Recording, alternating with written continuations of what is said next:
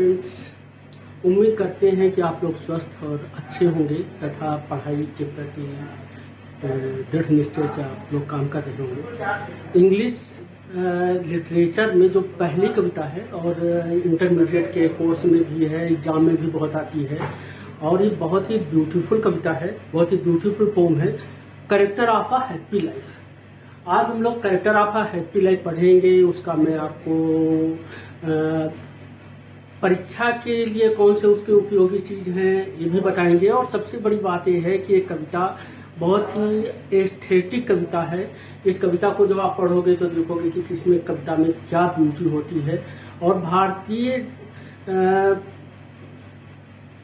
संदर्भ को लेती हुई ये कविता है। क्योंकि इस कविता को जब आप अभी हम लोग पढ़ेंगे, इसे एक्सप्लेन करेंगे, तो आप ये देखोगे कि जो गीता की जो एक फिलॉसफी है उससे बहुत ज्यादा मिलती जुलती है।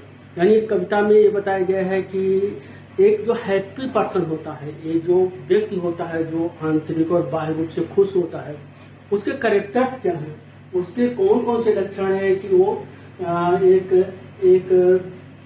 खुशी से जिंदगी व्यतीत कर सकता है। आप ये तो जानते हो कि आजकल क्या डिप्रेशन इतना ज्यादा हो रहा है, लोग ऊब रहे हैं, तमाम लोग जिंदगी से ऊब रहे हैं। अभी एक बहुत ही एक सफल एक युवा एक्टर था, उसने अपनी जिंदगी से ऊब गया। तो ये ऐसा क्यों हो रहा है? तो ये जब आप कविता को ध्यान से आप देखेंगे, पढ़ेंगे, तो आपको ये पता चलेगा कि ये जो एक हैप्पी लाइफ के लिए किन किन चीजों की आवश्यकता होती है। एक व्यक्ति जो कि एक प्रसन्न व्यक्ति है, एक अच्छी सी जिंदगी जीने के लिए, एक खुशमिजाज जिंदगी जीने के लिए, एक गरिमापूर्ण जिंदगी जीने के लिए कौन कौन सी चीजें होनी चाहिए। एक बहुत ही प्रसन्न व्यक्ति के क्या कैरेक्टर्स होते हैं, क्या चरित्र होते हैं, इन चीजों को हम लोग देखेंगे। एक कविता सर हेनरी वोटन ने लिखी हुई है। सर हेनरी वोटन शेक्सपियर के, विलियम शेक्सपियर के समकालीन थे। वो प्रिंस चार्ल्स ने उनको एक एम्बेसडर बनाया हुआ था। वो एक अच्छे कवि थे, एक अच्छे डिप्लोमेट थे, वेनिस के एम्बेसडर थे।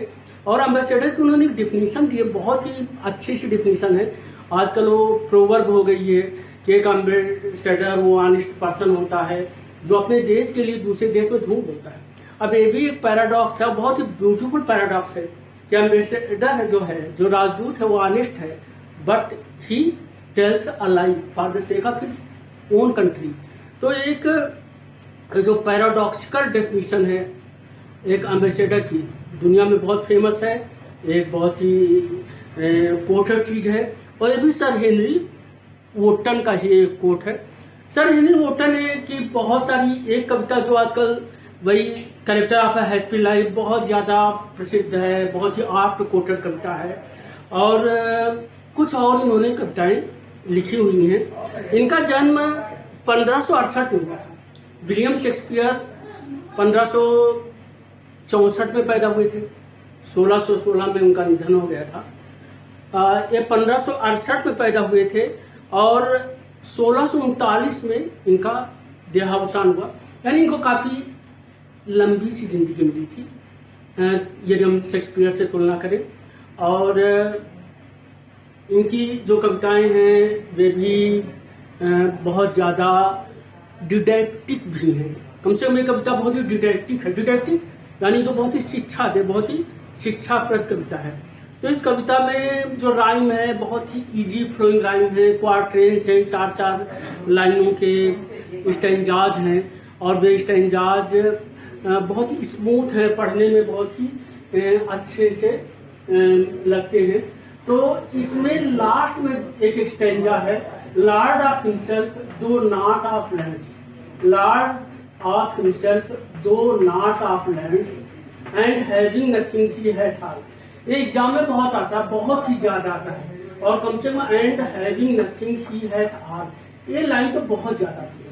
अब ये क्यों ज्यादा आती है, इसकी खूबसूरती क्या है? तो इसकी सबसे बड़ी बात है कि and having nothing he had all. जब आप ये बोलते हो तो इसमें एक सामान्य आदमी बोलेगा कि तो बड़ा उल्टा पुल्टा सी चीज है। एंड हैविंग नथिंग यानी जो हैप्पी लाइफ व्यतीत करता है जो व्यक्ति है, बहुत ही आंतरिक और बाह्य रूप से प्रसन्न व्यक्ति है। एंड हैविंग नथिंग, उसके पास कुछ नहीं है। ही हैथ ऑल, उसके पास सब कुछ है। अब एक और तो आप बोलते हो कि उसके पास कुछ नहीं है, एंड हैविंग नथिंग। दूसरी ओर कवि कहता है ही हैथ ऑल, उसके पास सब कुछ है।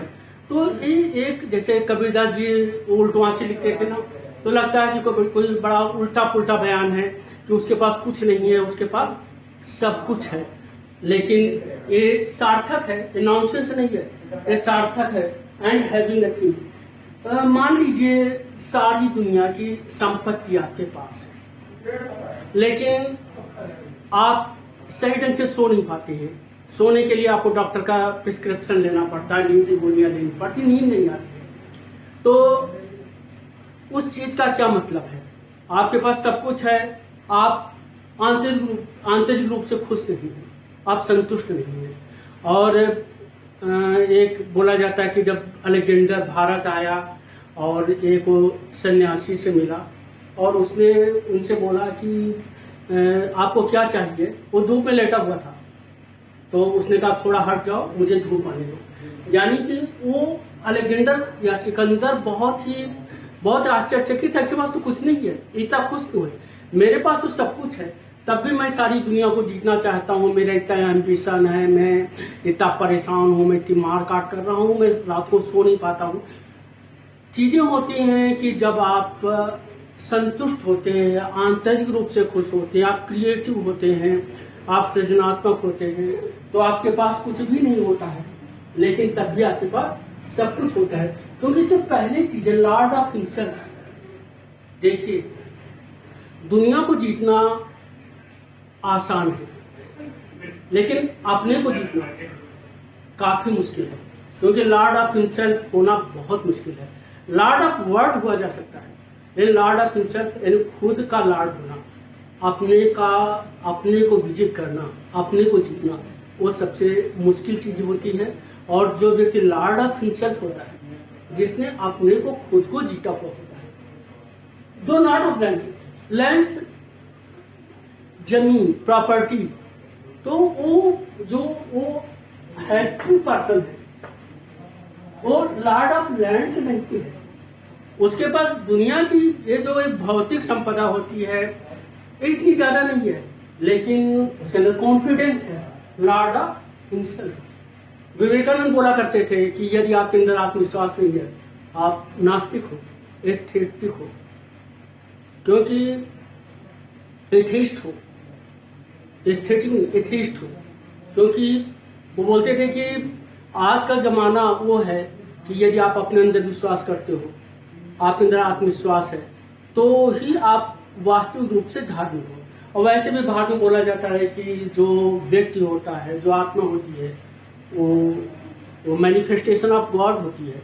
तो आपके अंदर यदि अपने ऊपर विश्वास है, तो आप वास्तविक रूप से धार्मिक हो। वही बात है कि लॉर्ड ऑफ हिमसेल्फ वो व्यक्ति होता है जिसका एक जीवन पवित्र होता है, जो किसी को कष्ट नहीं देता, और सबसे बड़ी बात है कि कॉन्फिडेंट होता है, तो लॉर्ड ऑफ हिमसेल्फ होता है। तो जो लॉर्ड ऑफ हिमसेल्फ है, मन से, वाणी से, खुद के ऊपर जिसका नियंत्रण है, जो नॉट ऑफ लैंड्स, यद्यप उसकी भौतिक जो समृद्धि है, एक जो फिजिकल पोजेशन है, लैंड्स हैं, प्रॉपर्टीज हैं, रिचेज है, उसका वो लॉर्ड नहीं है।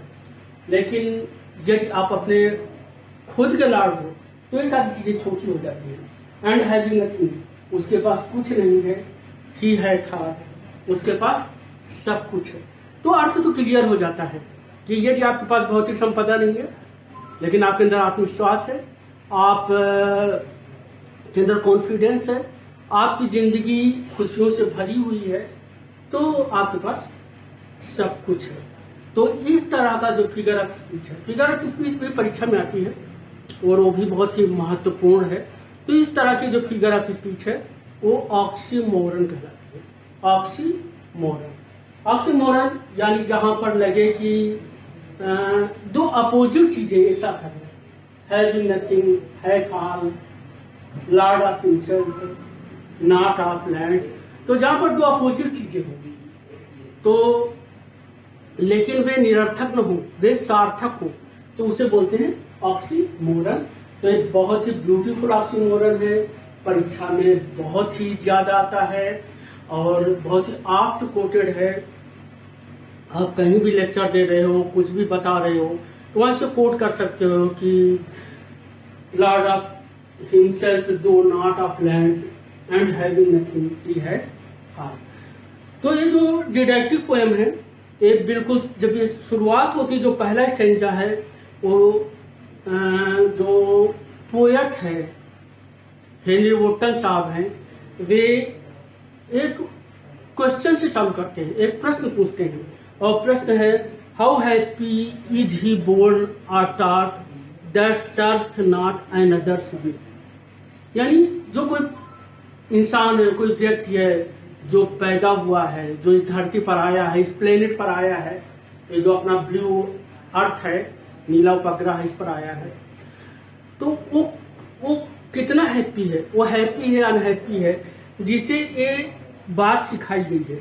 अब कौन सी बातें सिखाई गई हैं, कौन से फैक्ट्स हैं, कौन से तथ्य हैं, जब आप ये पूरी कविता को पढ़ेंगे तो उसमें आप पाएंगे कि कौन कौन से तथ्य होने चाहिए, कौन कौन से फैक्ट्स होने चाहिए, कौन कौन सी बातें होनी चाहिए, जो कि यदि हमें सिखाई जाए तो हम वास्तविक रूप से एक हैप्पी पर्सन हो सकते हैं। और उसमें उन्होंने जो पहला फैक्ट दिया है, थोड़ी ओल्ड इंग्लिश है, जैसे आप सर्व कहते हैं तो पुरानी इंग्लिश में सर्व्ड कहा जाता था, जैसे गिव कहते हैं पुरानी इंग्लिश में गिवेथ कहा जाता था, तो थोड़ी ओल्ड इंग्लिश है। और यह है कि that served not another's will, जो दूसरे की विल मानी इच्छा, यानी डिजायर, तो दूसरे की डिजायर की जो सेवा न करता हूं, मतलब सीधा साधा है, जो इंडिपेंडेंट हो, जो एक स्वतंत्र हो। देखिए स्वतंत्रता, फ्रीडम, इंडिपेंडेंस, लिबर्टी, ये जिंदगी की पहली आवश्यकता है। हर व्यक्ति का, हर प्राणी का एक स्वाभाविक लक्षण होता है, क्योंकि नेचर ने, भगवान ने, ईश्वर ने हर व्यक्ति को स्वतंत्र रूप से भेजा है। तो जो व्यक्ति एक स्वतंत्र है, उसे किसी की स्लेवरी करने की जरूरत नहीं पड़ती है, वो व्यक्ति जो है बहुत ही प्रसन्न होता है। Thank you.